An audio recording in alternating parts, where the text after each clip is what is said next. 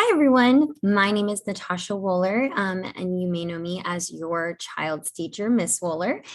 I am so excited today that you decided to join me to explore a new resource that you will hopefully enjoy and be able to explore and use with your child on a regular basis, possibly, if you so decide that you enjoy it as much as I do.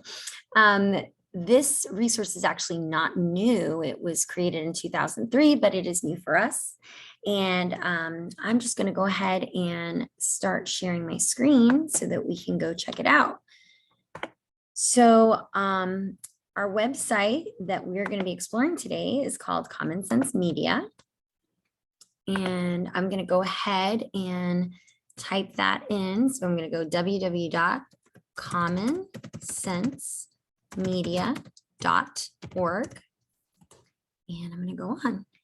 And right here, I am on our homepage. So really quickly, before I jump into exploring this website with you, I just really wanted to talk about why are we learning about this resource? Well, media is pretty much everywhere and it's here to stay. Media has been around for quite a long time.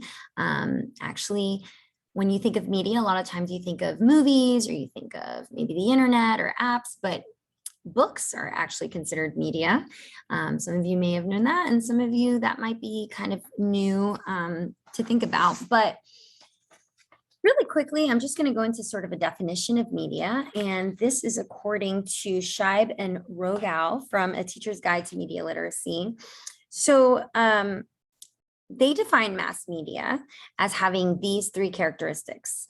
One, media conveys messages through visuals, language, and or sound. Two, media messages are mass produced for a mass audience and are mediated by some form of technology. And three, producers of media messages are not in the same physical space as the receivers of those messages. So as you can see, even print qualifies for that. Another reason we're kind of going into this is when we were younger, we had certain media. We had video games and movies possibly and things like that. But now we've got a bombardment of media, not just for us, but for our children. From the second they wake up till they go to bed, they are exposed all day to media in many different forms. And a lot of that was really exacerbated by the pandemic, which a lot of us, even us grownups, had to adapt to. So for instance, Zoom, this is an application that even I as a teacher did not use before, and I had to adapt, and our students also had to adapt, and our children, to using different forms of media so that they could possibly access things for their classroom and their studies, like Google Classroom or Canvas. So we really want to become not just comfortable with different forms of media, but be able to sort of navigate what types of media we want our children being able to access or not. And that's where this website is going to come in handy. Really quick, I just want to do a quick quote from this book called Media Literacy in the K-12 Classroom by Frank W. Baker. And he states, today's students spend much of their waking time connected to the media. Among young people ages 8 through 18, the average amount of time spent with all media, this includes TV, music, computers, video games, print, and movies, is 7 hours and 38 minutes. Now that book is actually a little older, so I'm sure a lot of those numbers have actually probably gone up. But as you can see, this is why I'm so passionate about not just the idea of familiarizing ourselves with media, but being able to equip ourselves and empower ourselves to know which forms of media we can use. And this is where Common Sense Media is an excellent tool and resource for that. So let's just look really quickly here. We're under the For Parents tab. There's also For Educators and For Advocates. But before we do anything, I just want to really quickly take us to the About Us and look at their mission statement. And so you see right here, we know your kids, we know media and tech. So they're independent, a nonprofit, and they're research-based since 2003. Common Sense has been the leading source of entertainment and technology recommendations for families and schools. Every day, millions of parents and educators trust Common Sense reviews and advice to help them navigate the digital world with their kids. And so again, this is just something that's going to help educators, parents, advocates be able to look up different reviews and sort of what different forms of media entail specifically. Another really quick blurb here. It says Common Sense Media rates movies, TV shows, books, and more so parents can feel good about the entertainment choices they make for their kids. We offer the largest, most trusted library of independent age-based ratings and reviews. Our timely parenting advice supports families as they navigate the challenges and possibilities of raising kids in the digital age. And so that is basically the spiel of what this website is going to be useful for. So I'm going to go back to the homepage, and I just want to show you really quickly, there is a search bar here. So for instance, I may specifically find out, I may have just found out. Now, I'm a teacher, but I'm also a parent. And so I have 2 young boys. And I remember there was one day they were like, Mom, we want to play this game called Minecraft. Well, I have no idea what Minecraft was at the time. I didn't know whether it was appropriate or not. And so this would be a great resource where I could really quickly type in Minecraft and find out sort of what it entails, what it reviews, what are things I should look out for, or what could be inappropriate without having to sit there and as a parent learn how to play Minecraft, right? So that is just one way we can do it. We can quickly search here and find what we need to know. There's also these tabs. So we've got movies and TV, we've got books, we've got apps and games. I'm just going to quickly go to movies and TV. And let's say, for instance, I was really interested. I didn't have a specific thing I want to search for, but I was interested in having a movie night. And I really wanted to explore that, the types of movies that I could watch with my family. Well, I could go here and click on best movie lists. And I would actually get recommendations. So they've got great movies to watch for Easter. They've got Oscar-nominated films, Black history on the screen. Just there's different selections here.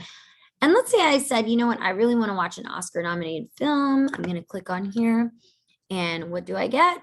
Right on the top, a very popular one right now, Encanto, which I'm going to click on in just a second. But as you can see here, you can even filter by age. So we've got preschoolers, little kids, big kids, tweens. So if you're looking something specifically for your 6-year-old, or if you're looking for something for your teen, we've got a drop down here to kind of help us with our selection.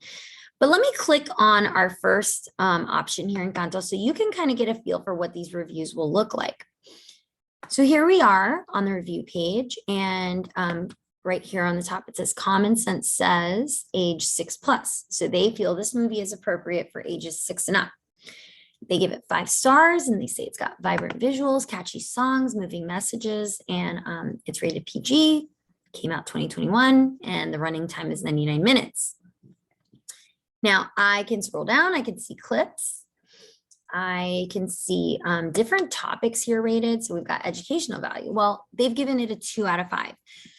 So this movie was probably more entertainment based than maybe, let's say you were looking up Bill Nye the Science Guy, your educational value of that might have a higher score, but it scores really high on positive messages and role models, diversity.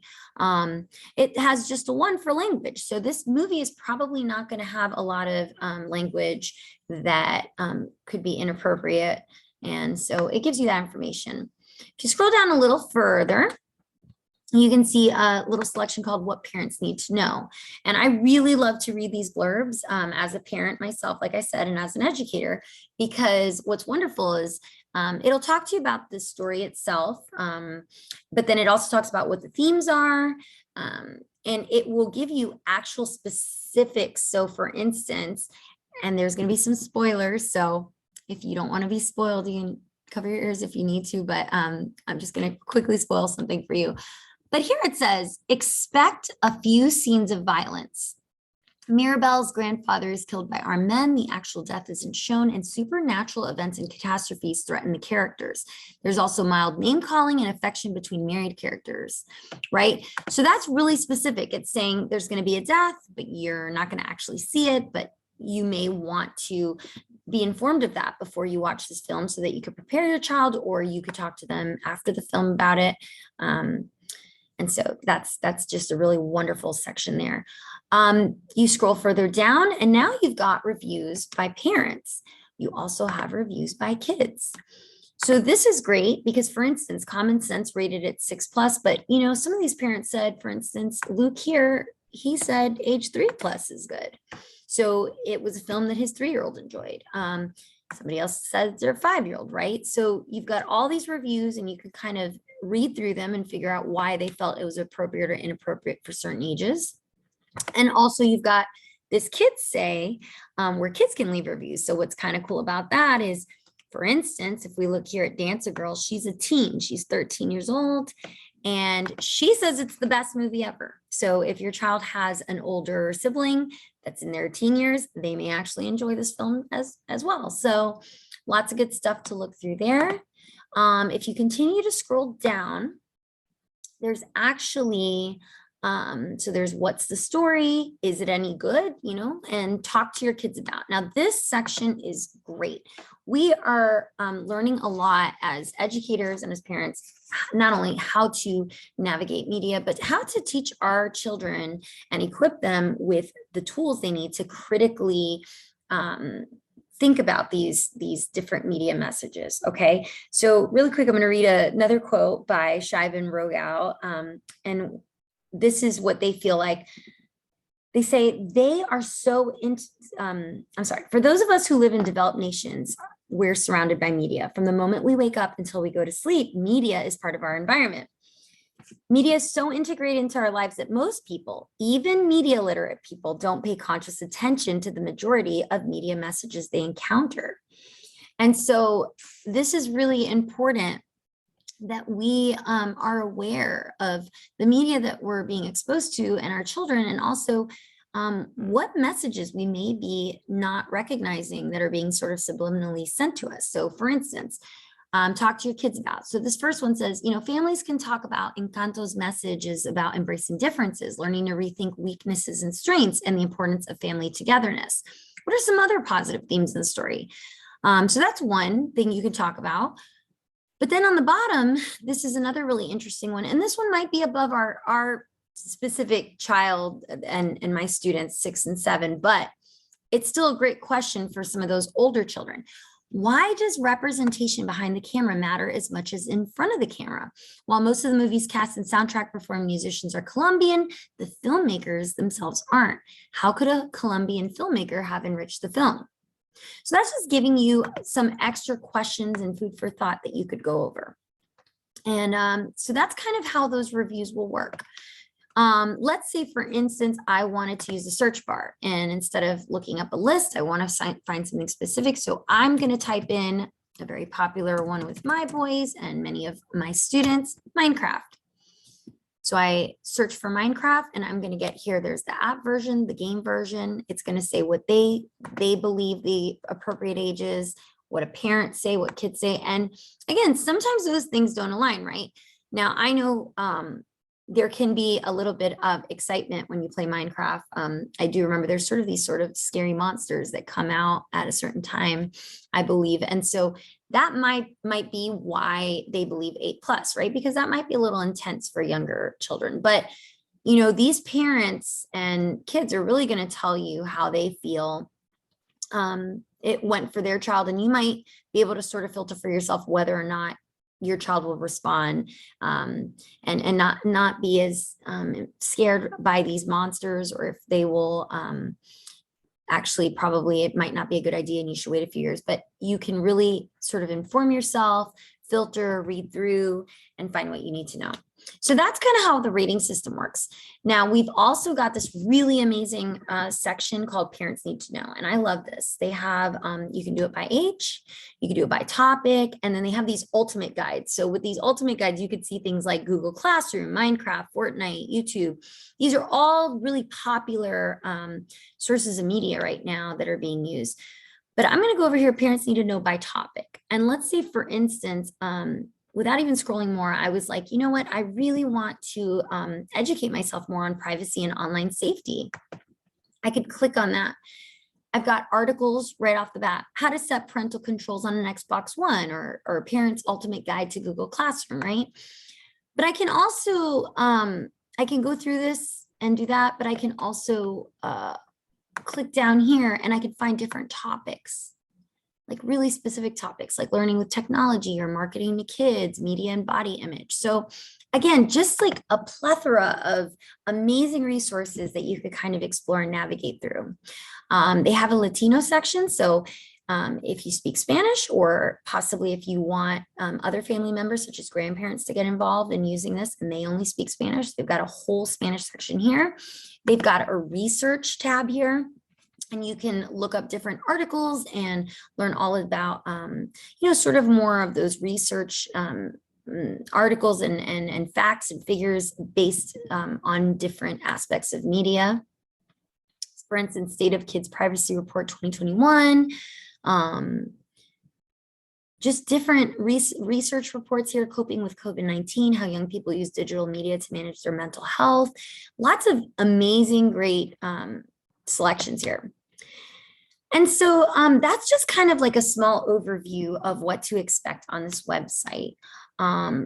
Really quickly, I do want to just touch on that there is a drawback or sort of a flaw or criticism about this website. And it's something that I've read, but I've also experienced myself. So in some ways, it's a double-edged sword. It's great to have these parent reviews and these kids review these different forms of media, but you also have to be mindful that because that is the case, sometimes these reviews are extremely biased.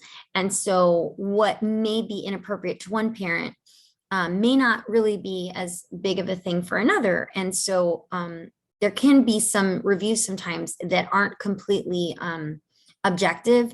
And so they maybe could be rather scathing, or they might give a really low score to a movie just because it had one moment in it that they found very offensive. And so you have to be really mindful. But again, this kind of comes along with media literacy and really learning to filter for yourself what works for you and your family. And so that would probably be the biggest criticism, is that it may not always be a completely neutral review. And I think as long as you're aware of that, it will kind of help a lot with avoiding some of that. So that is my guide to common sense media. If you have any more questions or concerns or just anything you would like to bring up, I always welcome them. So please feel free to email me. And I hope you enjoyed learning about this new resource, because I really enjoyed sharing it with you. Thank you so much. And I wish you all a great rest of your evening. Thank you.